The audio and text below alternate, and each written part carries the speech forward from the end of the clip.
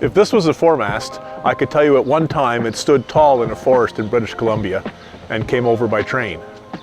This, however, is the mainmast. Yesterday was a big day for us. We put the foremast that had been out back in the ship, and then we hauled out the mainmast while we had access to the crane.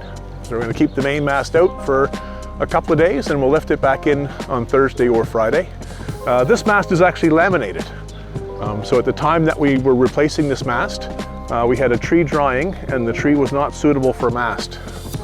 So we had a laminated blank made out, and the craftsman at Snyder Shipyard came and used the traditional methods that you would have had with a tree, but done with a laminated square. So it stands tall as a mast now. It's as good or better than a real tree, and it's our mainmast, 99 feet long and weighs about 9,000 pounds. We're here at the butt of the mast. We do something very special and superstitious, I guess, with the mast every time. And we put coins under the mast.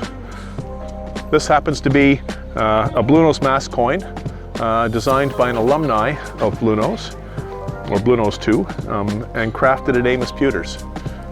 So we sell these in the store, and these are, one of these will go under the mast, or is under the mast from the refit in 2012.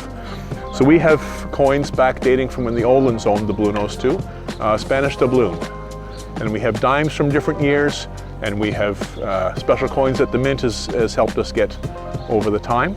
And we put coins under the mast, so if something ever happens, that we can pay the ferryman to take us across the river Styx. Sailors didn't always have a lot of money or access to resources, so they always made sure that they had a way to get to the promised land. I thought I'd take a few minutes to tell you about the coins that we're going to have underneath the mast this year. So we have two things, and we've been working with the Canadian Mint. They've been really great help to us. We have a dime and a toonie. And the dime, of course, the two queens, and on this side we have the other queen, the Queen of the North Atlantic, with the lovely blue ocean. That was a dime promoted to celebrate the 100th anniversary of the original vessel. This is a very special toonie commemorating the passing of Queen Elizabeth, 2022. And on this side, of course, we have the polar bear. So these are the two coins that we'll place under the mast, along with the other coins, to help us poor sailors pay the ferryman across the river Styx in the event that the unthinkable ever happens. And if you want to know something that keeps a Bluenose captain awake at night, this is it.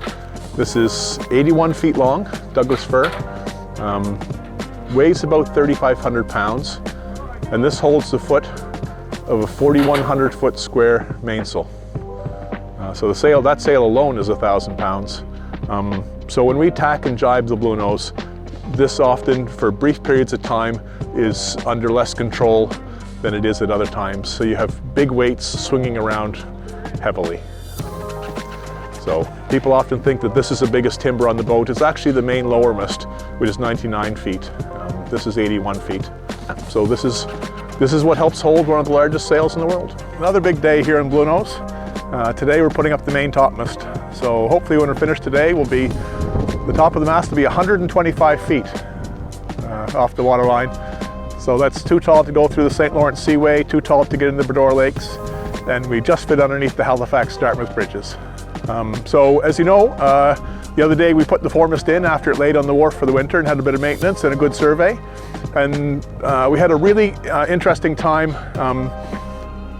of planning with Lawrence Vino's Cranes and Old Town Boat Works, and that the crane was going to be in town for a couple of extra days.